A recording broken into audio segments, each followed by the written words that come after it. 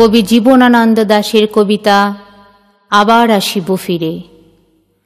বরিশালের কবি জীবনানন্দ দাশ ছিলেন রূপসী বাংলার কবি। এই কবিতায় ধানসিঁড়ি নদী, শঙ্খচিল, শালিক, ভোরের কাক, কাঁঠাল ছায়া, জলঙ্গির ঢেউ এসবের মধ্যে মিলেমিশে ছিল কবির অমলিন শৈশবের স্মৃতিকথা।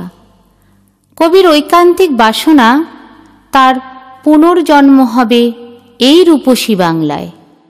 বাংলার রূপে মুগ্ধ হয়ে তিনি আবার স্বর্গলোক থেকে ফিরে আসবেন এই বাংলায়, হয়তো মানুষ হয়ে, হয়তোবা শঙ্খচিল, শালিখের বেশে।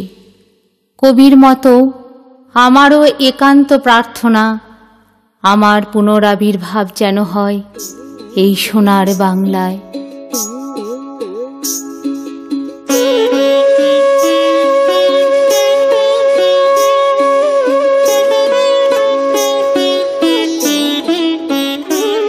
আবার আসিব ফিরে ধানসিঁড়িটির তীরে এই বাংলায়, হয়তো মানুষ নয়, হয়তোবা শঙ্খচিল, শালিকের বেশি, হয়তো ভোরের কাক হয়ে এই কার্তিকের নবান্নের দেশে। কুয়াশার বুকে ভেসে একদিন আসিব এ কাঁঠাল ছায়ায়, হয়তোবা হাস হব, কিশোরীর ঘুঙুর রহিবে লাল পায়।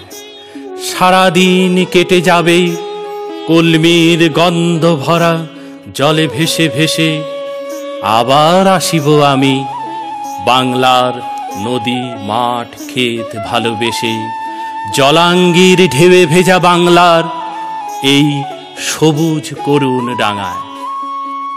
হয়তো দেখিবেছে সুদর্শন উড়িতেছে সন্ধ্যার বাতাসে, হয়তো শুনিবে এক লক্ষ্মী প্যাঁচা ডাকিতেছে শিমুলের ডালে, হয়তো খয়ের ধান ছড়াতেছে শিশু এক উঠানের ঘাসে। রূপসার ঘোলা জলে হয়তো কিশোর এক সাদা ছেঁড়া পালে ডিঙা বায়। রাঙা মেঘ সাতটায় অন্ধকারে আসিতেছে নীরে।